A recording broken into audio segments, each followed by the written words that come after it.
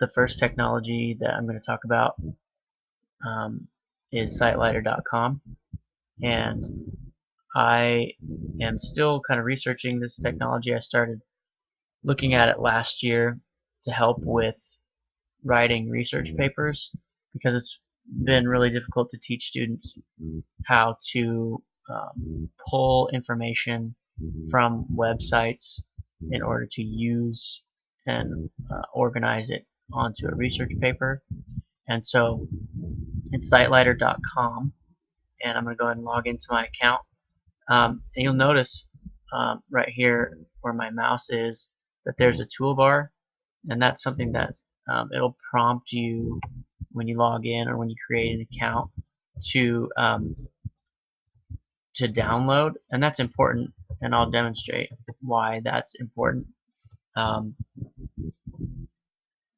Because that toolbar will follow you on any particular website that you are reading for any particular research project.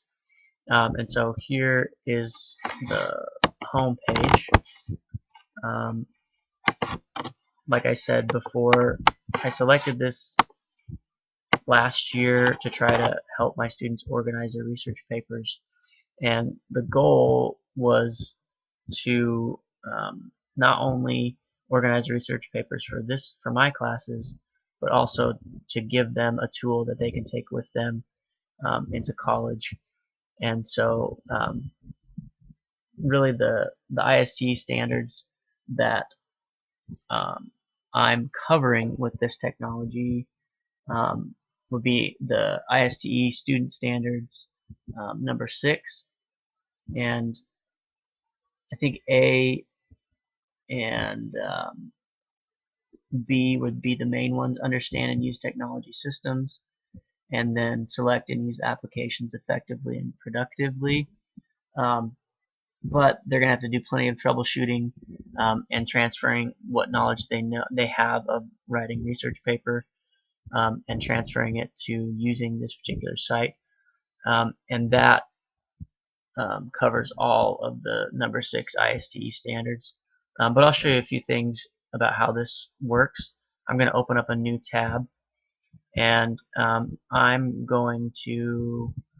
just going to go to the BBC website. I'm just going to click on latest headlines, and let's see, let's say I'm writing a research paper on what's going on in the Russia and Ukraine conflict, and my toolbar is still with me here, and I can read this article.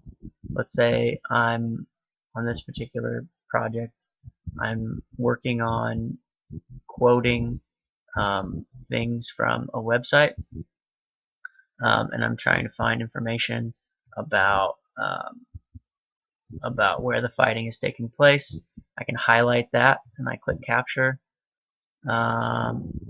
Whoops, I need to create a new project, and it'll prompt me to do that if I haven't done that already.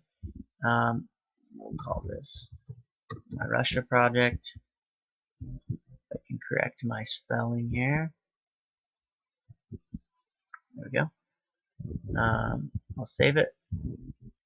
Then I'm going to go back, and I'm going to highlight the information that I want, and I'm going to click capture up here on the left, and you can see it gave me the beginning of the quote.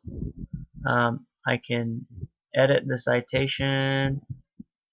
If I go back, I click on my other tab, and I go into my, you can see it lists my projects down here.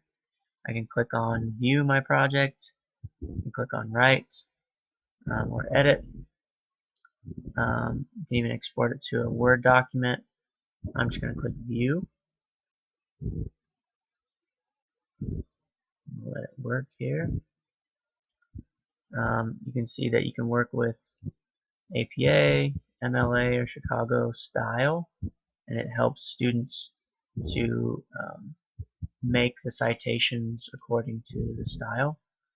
Makes it very simple for them.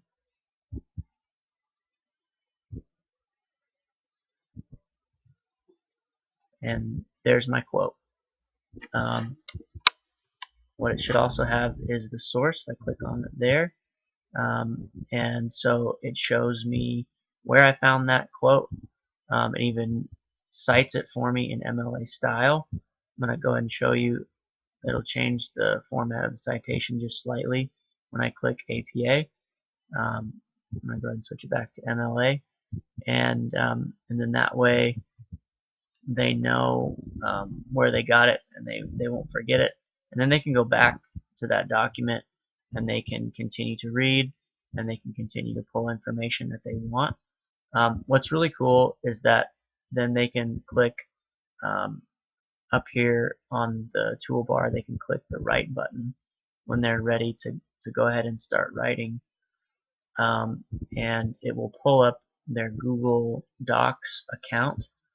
And our district works a whole bunch with Google Documents, and if I click on that, it's showing me some of my other Google Documents, but I'm going to go ahead and create one called Russia for this project.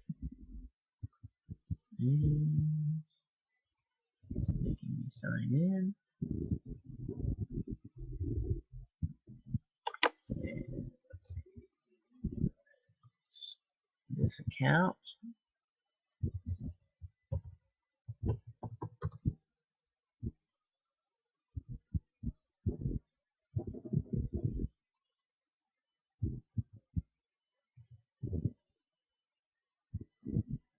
And maybe I'm not. I'll try that again.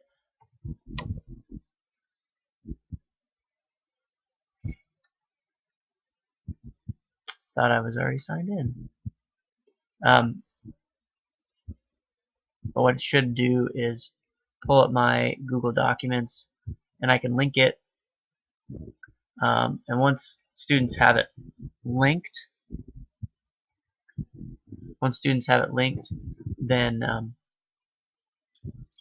have to switch accounts. Then they should be able to toggle back and forth to their Google Documents and their Citelighter account, and when they start the writing process, it is much more simple.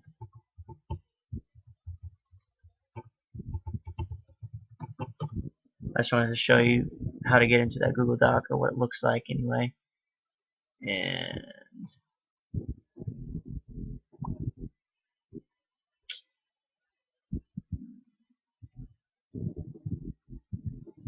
it's a good example of how frustrating technology can be. And at this point, I have several students raising their hand, asking me why they can't get into their Google account. And I don't know. Anyway, it is possible to connect it to the Google document. For some reason, it's not wanting me to do that. I'll click on this other option real quick, and then I'll wrap it up. I clicked on the right option within the Citelighter account, and what's really cool is you can drag and drop items from what you've already gathered, and organize different parts of and now it's opened my Google document. So what I did was, instead of clicking right up at the top of the clipboard, I clicked right on the Citelighter account right here, and it actually took me right to the Google document. So here's my Google document, and if I click on all, then I've got my my quote here, and all I have to do is drag it into my document, and it cites it for me, and so they can write their content, and they don't even have to mess with citing the information themselves. And so this is just a great tool to help students um, start their writing and organize their quotes.